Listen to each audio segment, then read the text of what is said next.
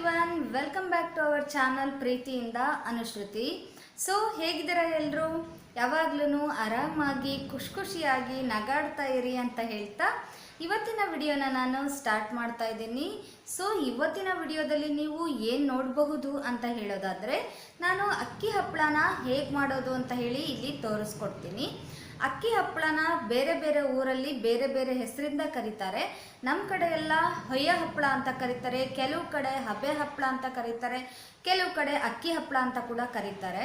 So ಈ ಹಪ್ಪಳನ ಹೇಗೆ ಮಾಡೋದು ಅಂತ ಹೇಳಿ ನಿಮಗೆ ತೋರಿಸ್ಕೊಡ್ತೀನಿ ಇವತ್ತಿನ ವಿಡಿಯೋದಲ್ಲಿ. ಬನ್ನಿ ಹಾಗಾದರೆ ಬೇಗ ಹೋಗಿ ಆ ಹಪ್ಪಳ ಹೇಗೆ ಮಾಡೋದು ಅಂತ ಹೇಳಿ ನೋಡ್ಕೊಂಡು ಬರೋಣ. ಮೊದಲಿಗೆ ಒಂದು ಪಾತ್ರೆಯಲ್ಲಿ ನಾನು ಅಕ್ಕಿನ ಚೆನ್ನಾಗಿ ತೊಳೆದ್ಬಿಟ್ಟು ನೆನೆಸಿಡ್ತಾ ಇದ್ದೀನಿ. ಅಕ್ಕಿನ 3 ದಿನದವರೆಗೂ ನೆನೆಸಿಡಬೇಕು. ನೀರು ಚೇಂಜ್ ಕೂಡ ಮಾಡ್ಬೋದು, ಅದೇ ನೀರಲ್ಲೂ ಕೂಡ ಬಿಡ್ಬೋದು, ಏನೂ ಆಗಲ್ಲ.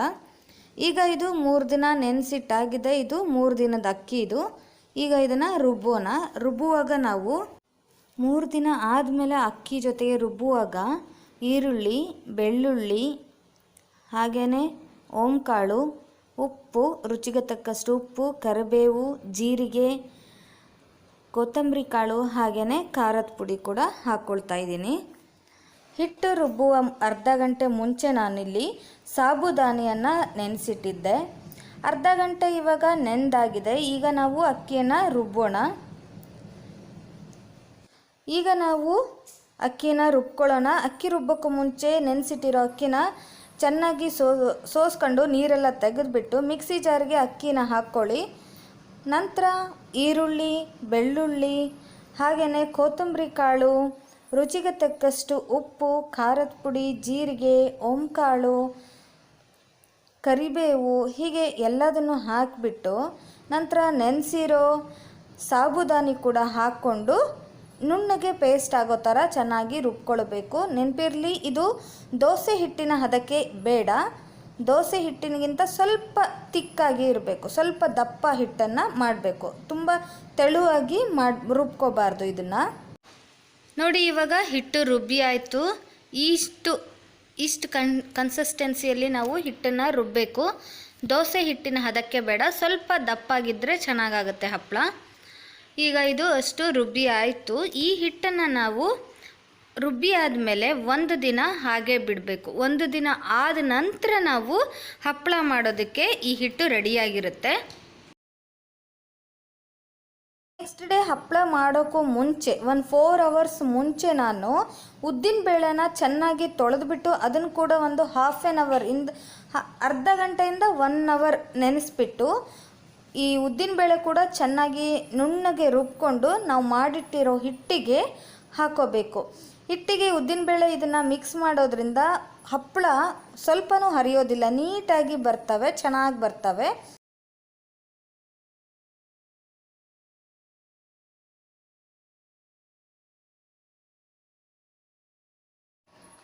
ನೋಡಿ, ಈಗ ಹಿಟ್ಟು ರೆಡಿಯಾಗಿದೆ ಮಾಡಲಿಕ್ಕೆ.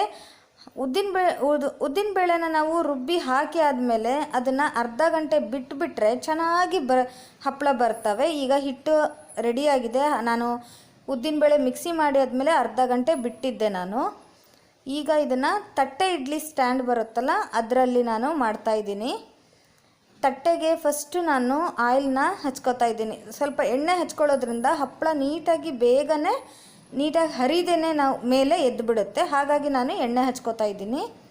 ಎಣ್ಣೆ ಹಚ್ಚಿಬಿಟ್ಟು ನಾನು ಒಂದು ಸಾರಿನ ಸೌಟಿಂದ 1 ಸೌಟ್ನಷ್ಟು ಹಿಟ್ಟು ಹಾಕಿಬಿಟ್ಟು ಫುಲ್ ಎಲ್ಲ ಕಡೆ ಸ್ಪ್ರೆಡ್ ಮಾಡಬೇಕು. ಆ ಹಿಟ್ಟನ್ನು ಎಲ್ಲ ಕಡೆ ಸ್ಪ್ರೆಡ್ ಮಾಡಿ ನಾವು ಹಬೆಯಲ್ಲಿ ಬೇಯಿಸಬೇಕು. ತುಂಬ ಚೆನ್ನಾಗಾಗುತ್ತೆ ಈ ಹಪ್ಪಳ. ಒಂದ್ಸರಿ ಮಾಡಿ ನೋಡಿ, ತುಂಬಾ ಚೆನ್ನಾಗಿರುತ್ತೆ.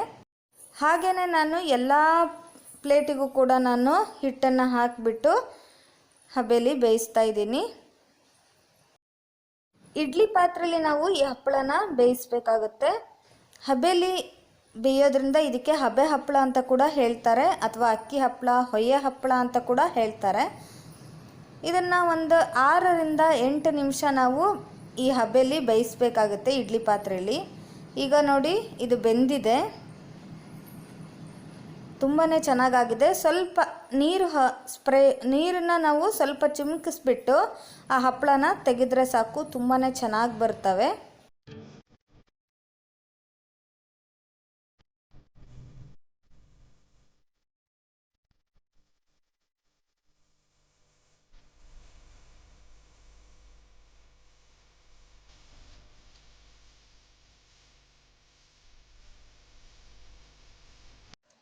ನೋಡಿ ಎಷ್ಟು ಚೆನ್ನಾಗಿ ಬರ್ತಾ ಇದೆ ಹಪ್ಪಳ, ಎಷ್ಟು ತೆಳ್ಳಗೆ ನೀಟಾಗಿ ಬಂದಿದೆ ಹಪ್ಪಳ. ಈ ಥರ ಹಪ್ಪಳನ ನೀಟಾಗಿ ತೆಗಿಬೇಕು. ಎಣ್ಣೆ ಹಚ್ಚಿದ್ವಲ್ಲ ನಾವು, ಎಣ್ಣೆ ಹಚ್ಚಿರೋದ್ರಿಂದ ಇಷ್ಟು ನೀಟಾಗಿ ಬಂದಿದೆ ನೋಡಿ. ಈಗ ನಾನು ಇನ್ನೊಂದು ಥರ ಕೂಡ ಹಪ್ಪಳನ ಮಾಡೋದನ್ನು ಹೇಳ್ಕೊಡ್ತೀನಿ.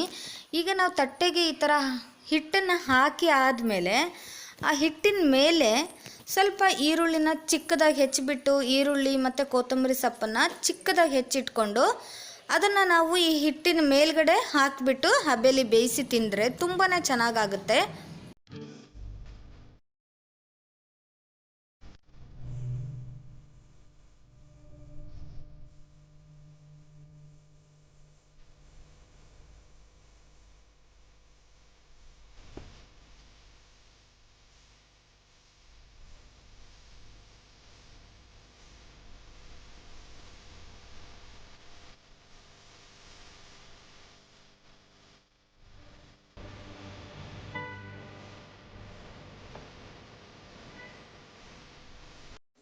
ನೋಡಿ ಈಗ ಇದು ಹಬೆಯಲ್ಲಿ ಬೆಂದಾಗಿದೆ. ಈಗ ಇದನ್ನು ನಾವು ಸ್ವಲ್ಪ ನೀರು ಚಿಮ್ಸ್ಬಿಟ್ಟು ತೆಗಿಯೋಣ. ಇದಕ್ಕೆ ಮೇಲ್ಗಡೆ ಎಣ್ಣೆ ಹಾಕಿಬಿಟ್ಟು ಒಂದು ಹಾಫ್ ಸ್ಪೂನಷ್ಟು ಎಣ್ಣೆ ಹಾಕಿ ತಿಂದರೆ ತುಂಬಾ ಚೆನ್ನಾಗಿರುತ್ತೆ. ಇದು ಹೀಗೆ ತಿನ್ನೋಕ್ಕೆ ತುಂಬ ಚೆನ್ನಾಗಿರುತ್ತೆ ಹಪ್ಪಳ. ಇಲ್ಲ ಅಂದರೆ ನೀವು ಈರುಳ್ಳಿ ಮತ್ತು ಕೊತ್ತಂಬರಿ ಸೊಪ್ಪು ಹಾಕ್ದೇ ಹೀಗೆ ಪ್ಲೈನ್ ಆಗಿರೋ ಹಪ್ಪಳನ ನಾವು ಬಿಸಿಲಲ್ಲಿ 1-2 ದಿನ ಒಣಗಿಸ್ಬಿಟ್ಟು ಅದನ್ನು ಒಲೆಯಲ್ಲಿ ಸುಟ್ಕೊಂಡು ಕೂಡ ತಿನ್ಬಹುದು. ಹಾಗೆಯೇ ಆಯಿಲಲ್ಲಿ ಡೀಪ್ ಫ್ರೈ ಕೂಡ ಮಾಡಿಬಿಟ್ಟು ತಿನ್ಬೋದು. ಈ ಹಪ್ಪಳನ ತುಂಬಾ ಚೆನ್ನಾಗಿರುತ್ತೆ.